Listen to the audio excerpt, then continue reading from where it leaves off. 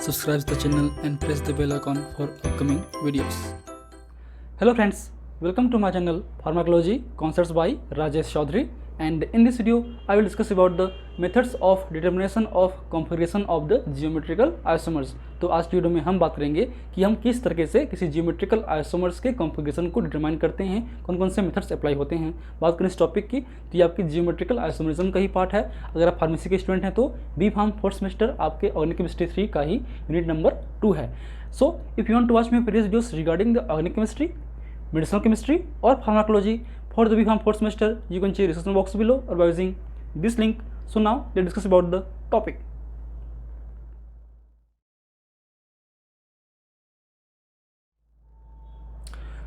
आज हम सीखेंगे कि कौन कौन से मेथड्स के थ्रू हम किसी भी जियोमेट्रिकल आइसोमर्स को आइडेंटिफाई कर सकते हैं कि ये सिस है या ट्रांस है। सपोज आपको कंपाउंड कोई दे दिया गया है, अब आपको बताना है कि इस कंपाउंड्स को आप किन कौन से मेथड्स से अप्लाई करेंगे और आपको पहचानना है कि ये आपके सिस है या ट्रांस है। तो उसी के बारे में हम आज बात करेंगे।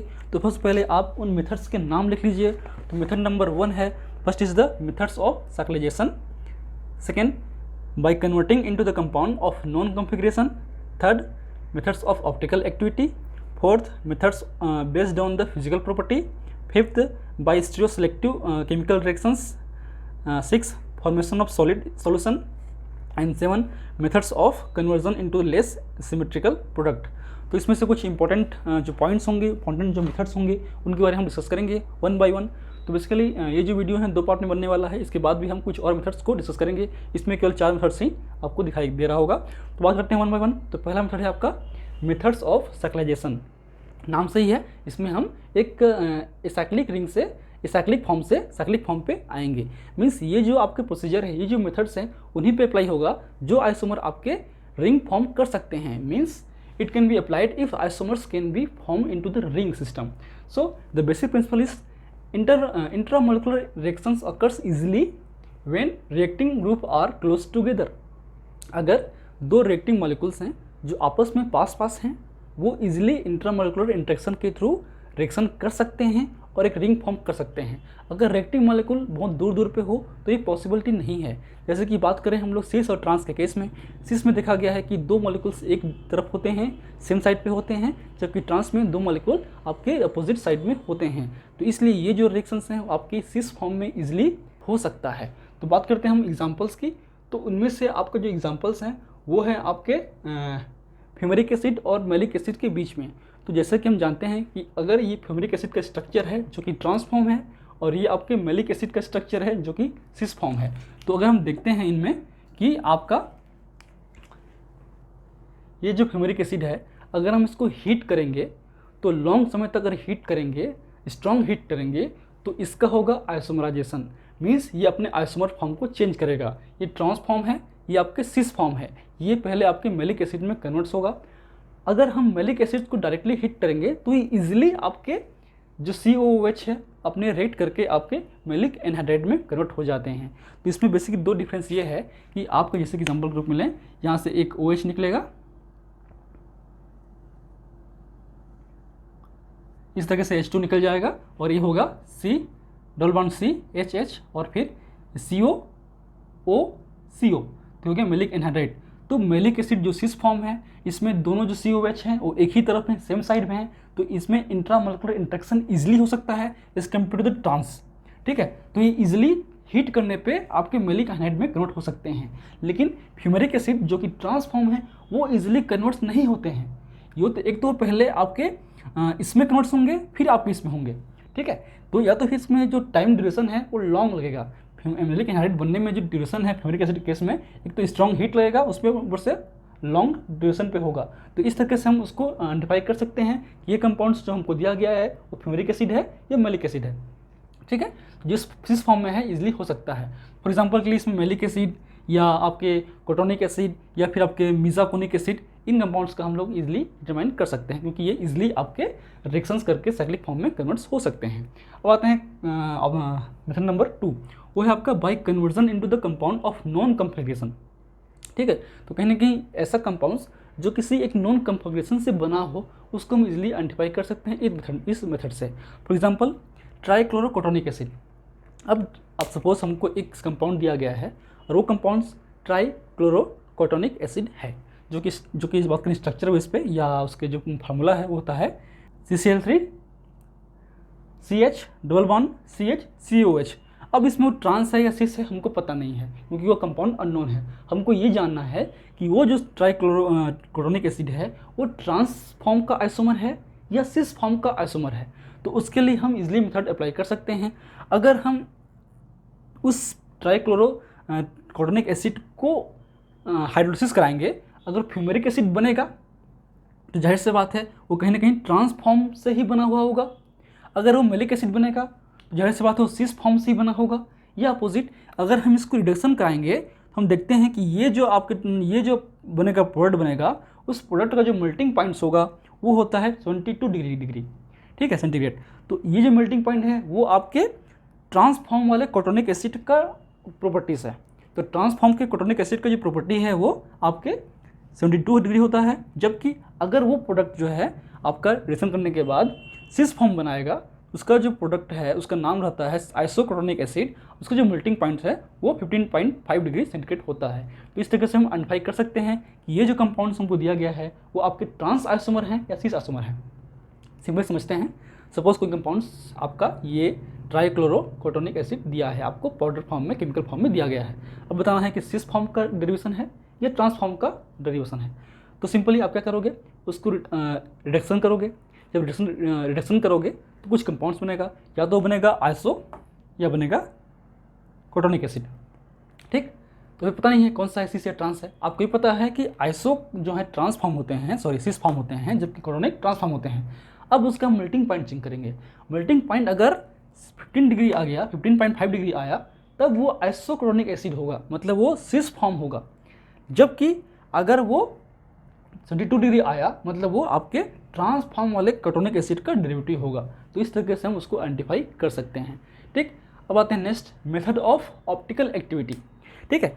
अब इसमें बात करें, इसमें एक तरीके से कायरल सेंटर्स होना जरूरी है, क्योंकि ऑप्टिकल एक्टिविटी की बात कर रहे हैं। तो अल्टीमेटली कहने का मतलब ये है कि कुछ आपके जो आइसोमर्स होते हैं, ज्योमेट्रिकल आइसोमर्स, वो ऑप्टिकल आइसोमर्स भी होते हैं।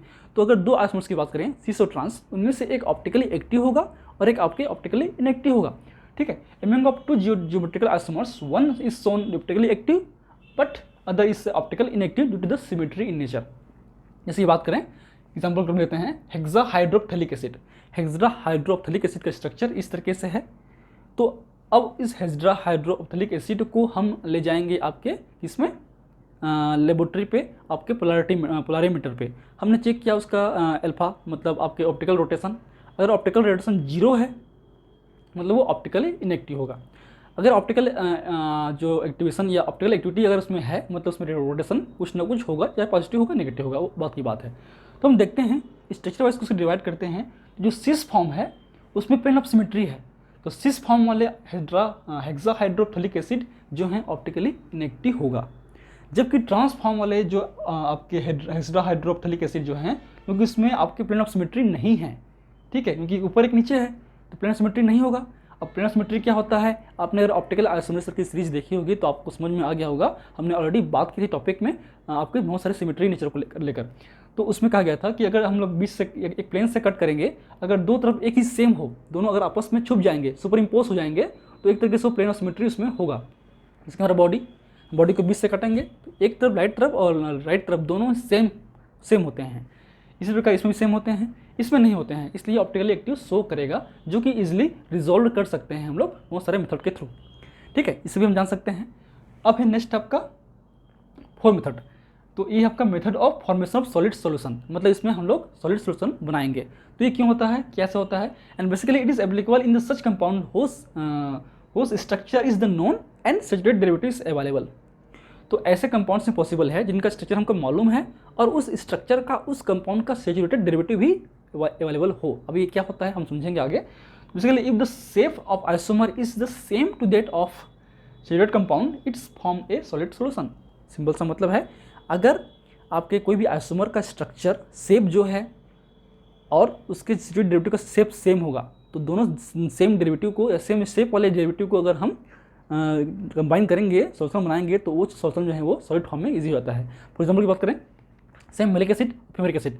तो मेलिक एसिड का स्ट्रक्चर ये है आपका C double bond C, H H लगा हुआ है इस तरफ, देखने की जरूरत नहीं है। ये COH है, COH है, सिस फॉर्म है, इसलिए क्या है मैलिक एसिड।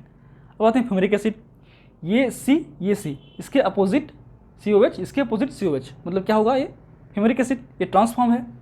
अब ये जो सक्सेनिक एसिड का स्ट्रक्चर है वो होता है इस तरीके से, जो उसका 3D स्ट्रक्चर देखेंगे, अरेंजमेंट देखेंगे तो इस तरीके से होता है। CH, यहाँ पे जो बॉन्ड है नहीं है, मतलब क्या होगा, saturated derivative of this compound shape same होता है, मतलब it is the saturated derivative of the fumaric acid, not the malic acid. ठीक, तो उसके केस में हम देखेंगे कि अगर हम इन दोनों को मिक्सअप करेंगे तो बनेगा आपका सॉलिड सॉल्यूशन, जबकि इन दोनों को मिक्सअप करेंगे तो सॉलिड सॉल्यूशन नहीं आएगा। तो हम कंपाउंड दिया गया है, कोई कंपाउंड से आप चेक कीजिए ये फ्यूमेरिक एसिड है मैलिक एसिड है, आपको इतना पता है कि फ्यूमेरिक होगा या मैलिक होगा, तो उसमें केस में हम लोग सक्सेनिक एसिड लाएंगे, सक्सेनिक एसिड को डिजोल्व करेंगे, अगर सॉलिड बन गया तो ट्रांसफॉर्म वाला है, फ्यूमेरिक एसिड है, अगर नहीं बना तो वो मैलिक एसिड है। तो इस तरीके से हम 4 मेथड अप्लाई करके हम जान सकते हैं कि कौन सा इसमें आइसोमर है, ज्योमेट्रिकल आइसोमर्स हैं, सिस या ट्रांस। इसको पहले आप नोट कर लीजिए, फिर हम बात करते हैं कुछ और मेथड्स के बारे में जो कि इंपॉर्टेंट्स होंगे। उसमें से है आपका फिजिकल प्रॉपर्टी और सेकंड है आपका स्टेरोसेलेक्टिव रिएक्शंस। चलिए हो गया, चलिए आते हैं आप नेक्स्ट पे। चलिए अब आते हैं नेक्स्ट, आपका है बाई स्टेरोसेलेक्टिव रिएक्शंस। तो आपके स्टेरोस्पेसिफिक रिएक्शन और स्टेरोसेलेक्टिव रिएक्शंस दोनों अलग होते हैं, दोनों का अलग से ही टॉपिक है, तो हम डिटेल में अलग से डिस्कस करेंगे। आज हम समझते हैं कि किस तरीके से इस मेथड्स के थ्रू भी हम डिटरमाइन कर सकते हैं किसी भी कॉन्फ़िगरेशन को। तो बेसिकली बात करें हम लोग स्टेरोसेलेक्टिव रिएक्शंस की, उसमें क्या करते हैं, जो स्टार्टिंग मटेरियल है अगर हम उसे सिंथेसाइज करेंगे तो बनेगा प्रोडक्ट ए और बी, दोनों आइसोमर्स होंगे, GI होंगे, मतलब ज्योमेट्रिकल आइसोमर्स होंगे। तो इस केस में जो है स्टेरोसेलेक्टिव रिएक्शंस में क्या होते हैं, जो प्रोडक्ट ए है वो बी से अधिक बनेगा या बी ए से अधिक बनेगा, मतलब एक आइसोमर अधिक बनते हैं, एक आइसोमर कम बनते हैं। तो इसमें कुछ एग्जांपल्स हैं। फॉर एग्जांपल है एडिशन रिएक्शंस, जिसमें बात करेंगे रिडक्शन का, मतलब हाइड्रोजन का ऐड होना। तो इसमें हम बात करेंगे सिस एडिशन, मतलब सेम प्लेन पे ऐड होना आपके हाइड्रोजन एटम का। तो ये आपके सिस फॉर्म है, ये फिनाइल फिनाइल मिथाइल मिथाइल, इस पर हम सेम फॉर्म पे सेम प्लेन पे ऐड करेंगे कार्बन एटम। तो अगर आपका ये जो प्लेन है फिनाइल और मिथाइल का, ये पीछे की तरफ है तो सामने की तरफ ऐड होगा आपके हाइड्रोजन एटम। ठीक, ये अपोजिट, ये अगर जो ग्रुप हैं वो पीछे के सामने तरफ हैं तो पीछे की तरफ ऐड होगा आपके हाइड्रोजन ग्रुप। और इनको देखेंगे हम लोग, ये एक तरीके से मीजो कंपाउंड्स हैं। अब ये किरल सेंटर्स है, ये किरल सेंटर्स हैं, क्योंकि ये आपके इसमें CH3 PH आपके H ये अलग है, तो ये किरल सेंटर्स होंगे, आपने पढ़ा होगा अपने ऑप्टिकल एक्टिविटी पे। तो ये एक तरीके से मीजो कंपाउंड्स हैं। अगर हम इसको इस तरीके से, क्योंकि ये इसी प्लेन में लाएंगे, हम इस प्लेन में ऐसे करके इसको पलट देंगे 180 डिग्री पे, तो ये सेम दोनों होगा। तो अप्रोक्सीमेटली ये मीजो कंपाउंड्स हैं, इनमें ऑप्टिकल एक्टिविटी नहीं होती, इसमें सिस फॉर्म पे। लेकिन बात करें हम अपोजिट ट्रांसफॉर्म की, ट्रांसफॉर्म में अगर हम सेम एडिशन करेंगे, सिस एडिशन, तो सेम होगा। लेकिन इसमें क्या होगा आपका, क्योंकि PH और PH दोनों अलग साइड पे है, इसमें अलग साइड पे है, तो इसको हम अगर इस तरीके से हम पलटाएंगे तो ये जो कंपाउंड्स होंगे वो एक तरीके से एक दूसरे के कम्प्लीटली मिरर इमेज जैसे होंगे और नॉन सुपर इम्पॉसिबल होंगे, मतलब एक दूसरे के ये इनेंशियोमर्स होंगे। लेकिन इनका बनेगा मिक्सचर, जो कि रिस्मिक मिक्सचर्स होगा, जिसको हम बहुत सारे रिस्मिक रिजोल्यूशन के थ्रू, जो कि आपने ऑलरेडी पढ़ चुका है, उसके थ्रू हम सेपरेट आउट कर सकते हैं। तो ट्रांसफॉर्म में ऑप्टिकली एक्टिव इनेंशियोमर बनते हैं, लेकिन सिस फॉर्म में आपके मीजो कंपाउंड्स बनते हैं जो कि ऑप्टिकली इनएक्टिव ही होगा। इसमें ये भी ऑप्टिकली इनएक्टिव प्रोडक्ट शो करेगा, मतलब जो प्रोडक्ट होगा, लेकिन उसको हम अलग करके ऑप्टिकल एक्टिव इनेंशियोमर में चेंज कर सकते हैं। उसके अलावा भी बहुत सारे और रिएक्शंस हैं, आपके ट्रांस एलिमिनेशन है, आपके हाइड्रोक्सिलेशन है। तो हम जब बात करेंगे स्टेरोसेलेक्टिव रिएक्शंस के अलग से टॉपिक में, तो हम बात करेंगे डिटेल में। नेक्स्ट आपका based on the physical property, क्योंकि सिस और आइसोमर और ट्रांस आइसोमर दोनों अलग आइसोमर्स होते हैं, दोनों की प्रॉपर्टी डिफरेंट होती है, तो दोनों की जो प्रॉपर्टीज अलग होंगी। तो बात करते हैं, एग्जाम्पल लेते हैं 1 बाय 1 का। सिस ये ट्रांस है, तो जो ब्लू है वो हाई होगा, जो ब्लैक है वो लो होगा, आप याद रखिए। तो पोलैरिटी की बात करें तो सिस की पोलैरिटी हाई होती है, ट्रांस की पोलैरिटी कम होती है, पोलर नेचर। BP मतलब बॉइलिंग पॉइंट की बात करें तो सिस की high due to the high attraction force between the molecules, जबकि आपकी जो ट्रांस की जो अट्रैक्शन फोर्स है कम होती है, इसलिए वो लोअर होती है।